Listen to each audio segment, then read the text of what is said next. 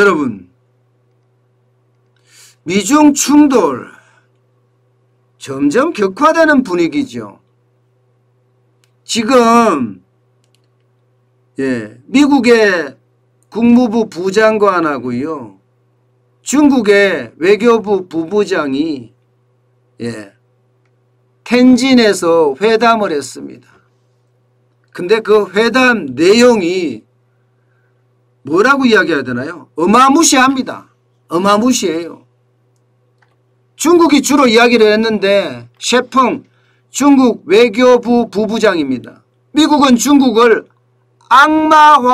악마화해 국내 불만을 무마하고 있다, 이런 표현을 썼습니다. 악마화한다고. 이 정도 표현이면요 진짜 엄청난 표현이에요. 게다가 여기에서 그치지 않고요 계속 쏟아냈습니다.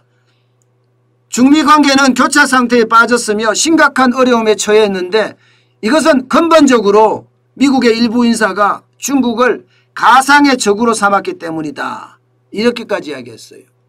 여기서 미국의 일부 인사가 누구겠습니까? 대통령이나 권력자를 말하는 거 아니겠습니까? 여기에다가 미국은 중국을 2차 세계대전 당시 일본이나 소련으로 여긴다, 냉전 시절에 소련으로 여기고 있다, 이렇게 해서는 안 되지 않느냐. 모든 것은 미국의 잘못인데 왜 중국으로 화살을 돌리느냐, 뭐 이렇게까지 계속 이야기하고 있습니다. 그러면서 미국은 중국의 인권 문제로 이래라 저래라 할 자격이 없다. 미국은 과거 원주민을 말살했지 않느냐. 현재는 전염병으로 62만 명의 목숨을 잃었지 않느냐. 대체 무슨 근거로 전 세계의 민주인권 대변인을 자처하느냐 하면서까지 아주 세게 이야기했습니다. 그야말로 쏘아붙인 거죠. 쏘아붙인 거예요. 이게 말입니다. 여러분, 국가 간의 회담에서 이런 말이 오갔다는 것은요 이게 엄청난 충돌이라고 봐야 돼요. 지난번 알래스카 회담에서도 이렇게 엄청나게 붙였잖아요. 지금 중국하고 미국은 계속 붙어가고 있는 모양새예요. 충돌이 더 격화된다.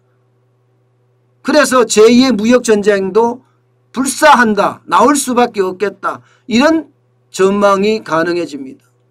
여기에다가 웬디 셔먼 미국 국무부 부장관도 지지 않았습니다. 국제 질서를 훼손하는 것은 사실 중국의 행동이다. 중국의 행동을 엄청나게 우려한다, 이런 표현까지 썼습니다. 홍콩이나 신장에 대한 인권 문제라든가 코로나19에 대한 기원에 대한 조사의 문제라든가 이런 이야기까지 계속 쏟아냈거든요. 그러면 어떻게 될까요? 이렇게 두 강대국이 G2가 계속 싸운다고 생각을 해보세요. 싸운다고. 그러면 대한민국에게는요 엄청난 위기로 다가올 수 있습니다. 왜냐고요?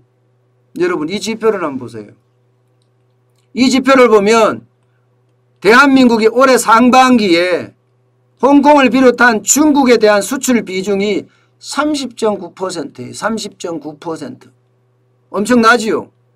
여기에 미국에 대한 수출 비중은 15.2%입니다. 15.2%. 그야말로 중국에 대한 비중이 2배가 넘습니다. 2배가 넘어요.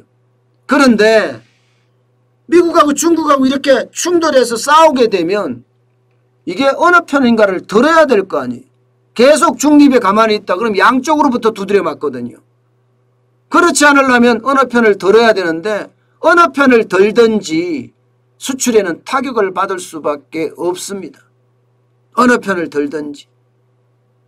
당연히 자유주의 연맹인, 자유주의 우방인 미국 편을 들어야 되겠죠. 그렇게 됐을 경우에는 우리 수출에 엄청난 타격을 줄 수밖에 없습니다. 여러분, 우리가 2019년에 사실 경험했어요. 미국하고 중국하고 그야말로 엄청나게 싸우면서 우리나라 수출이 진짜 망가지는 거. 예, 망가지는 거 경험했습니다. 보시다시피 2019년의 수출입니다. 문재인 정부의 경제 정책에 대한 실패와 맞물려서 미중 충돌이 우리 수출을 얼마나 갉아먹었는지 보세요. 2019년 1월에 마이너스 6.2%였던 것이 6월에 가면 두 자릿수로 늘어나서요. 11월까지 계속 두 자릿수가 왔다 갔다 합니다. 심지어 12월까지도 마이너스 5.2%예요. 2019년에는요. 수출을 한 번도 플러스로 이루어지를 못했어요. 미중 충돌이 그만큼 영향을 미쳤다는 이야기입니다. 영향을. 예. 게다가 문재인 정부의 소득주도 성장 정책이 대실패를 하면서 그 충격은 시장에 고스란히 내리꽂았죠. 그러니까 경제가 엄청나게 나빠졌는 거예요. 사실은요. 뭐 2% 성장했다고 하는데 2019년이 어렵쇼예요. 예. 결국 나중에 돈 풀어서 한 거지 이게 실질적으로 성장을 했을까? 저는 그것도 의심스럽습니다. 그만큼요. 소득주도의 성장 정책의 실패와 미국, 중국의 무역 전쟁이 대한민국 수출에 엄청 영향을 미쳤습니다. 그런데 문제는 여러분 진짜 심각한 문제는 바로 이거예요. 여러분 7월 1일부터 7월 20일까지 수출입 실적을 보면요. 수입이 엄청나게 늘어납니다.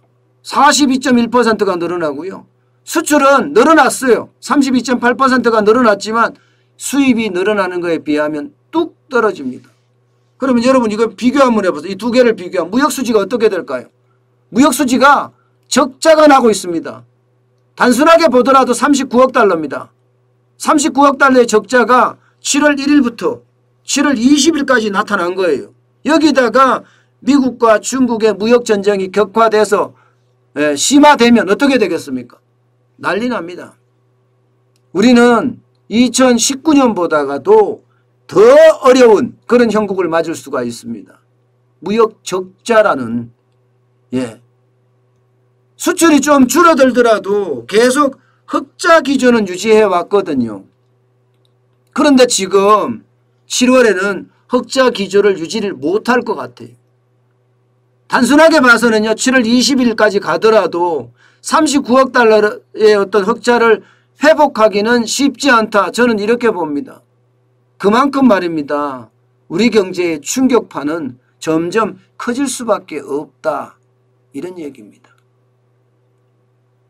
대한민국은 수출을 중심으로 하는 국가이기 때문에요. 외교가 그 어느 때보다 중요합니다.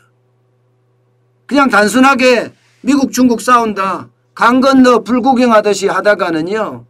자칫 잘못하면 우리 경제에 치명상을 줄 수도 있다는 것. 이것은 분명히 이제 이해가 됐습니다. 때문에 이게 중국과 미국의 충돌 앞으로도 세심하고 아주 면밀하고 그리고 집요한 그런 정책이 필요한 부분이에요. 또한 외교적인 노력도 그 어느 때보다 중요한 부분이고요. 그래야지 그나마 버티고 있는 수출이 조금 살지 않을까 저는 그렇게 생각합니다.